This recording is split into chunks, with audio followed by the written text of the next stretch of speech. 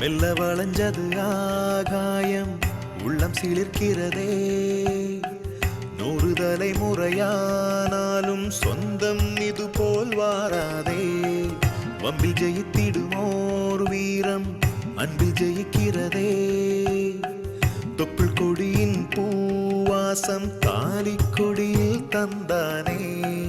கீறி பார்த்த முள்தானே நீதி முள்ளா நின்னானே. காயமில்ல மாயமாகி பூக்களாகுதே. வெல்ல வளைஞ்சது ஆகாயம் உள்ளம் சிலிர்க்கிறதே. 100 தலைமுறையானாலும் சொந்தம் இது போல் வாராதே. என்னதா கலத்தி வேலைக்கு மறுமொழிக்கு துணிமணி எடுக்க போனோம்ல, நிம்பாட்டில் துவச்சிக்கிட்டு இருக்கேன்.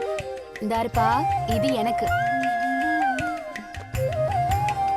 இது உமக்கு. கையை நீட்டும். இது எதுக்கு? இனிமே தலை தீபாவளிக்கு மருமக மாதிரிதான் மாமனாருக்கு ட்ரெஸ் எடுக்கணுமா, மோதிரம் போடணுமா. இது நான் சொல்லல, உமர் மர்மம் சொன்னது. என்னமோ உன் புருஷன் வச்சா குடுமையா இருக்கு, அடிச்சா மொட்டையா இருக்கு. ஆசை வார்த்தை பேசவில்லை, நானும் ரோசம் பார்க்கவில்லை. என்ன காக்க தன்மானத்தை தந்து போகிறான். சேர்ந்து செல்லும் நண்பன் இல்ல, நானும் இங்க கண்ணன் இல்ல. தாழ்ந்த போதும் வீழ்ந்திடாத கீத சொல்கிறான். கட்டுப்படுத்துறேன் கண்ணீரை, முட்டி கசியுது தன்னால. கத்தி காட்டு தீ விளக்கேத்துதே.